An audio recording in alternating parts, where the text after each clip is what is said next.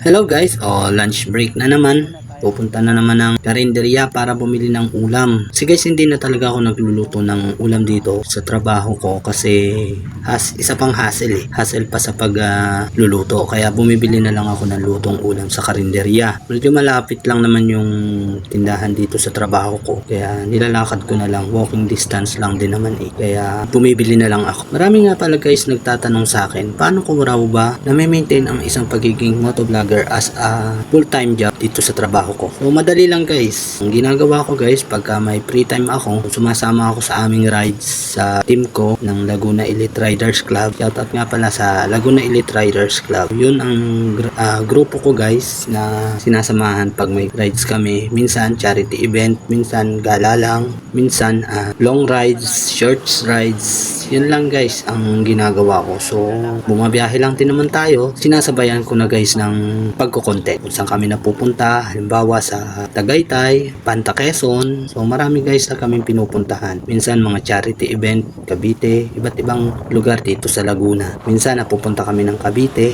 Marami lang guys. Yun lang yung ginagawa ko para magkaroon ako ng time sa pagmumotovlogging. Uma-attend din guys kami ng mga riding seminars. Yun lang guys, at alam ko na sa konting mga sinabi ko dito kakaroon ng idea kung paano nga ba yung pagiging isang motovlogger or isang content creator na ginagawa tulad ko. Yun lang guys, at sana naka-inspire ako sa mga nag-uumpisa pa lang sa mundo ng pagpa-vlogging, sa mundo ng pagko-content creator. Sana nakakakuha kayo ng konting tips sa mga sinabi ko. Yun lang guys, at andito na nga pala ako malapit sa tindahan ng ulam. Ano kayang mabibili kong ulam dito? Ang daming ulam eh, masasarap lahat. Pasok tayo sa loob. Dito guys, super dami lagi ng kumakain kasi tabing highway. Meron silang Goto, tapos Pares, Mami. Ayun ang tinda rito guys. Kaya marami rin talagang customer na kumakain dito pagka tanghali. Kahit sa umaga guys, marami pa rin. Minsan pila talaga ang pagbili dito. Ayan, kita nyo naman, pati mga bata. Halos yung iba kasi guys, dito na kumakain. Kahit malapit, yung mga taga rito lang din sa malapit sa karinderya. Dito sila kumakain kasi affordable yung price nila, napakamura. Nakabili na nga pala tayo guys ng ulam. Binili ko guys ay ang pork stick. Masarap kasi guys yan eh.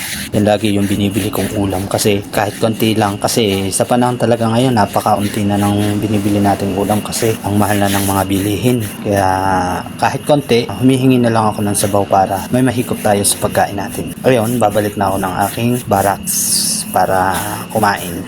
At eto, malapit na tayo sa ating barracks. Pakakain na tayo ng lunch kasi 1 PM start na naman ng trabaho. Dito yan sa San Ignacio, San Pablo, Laguna.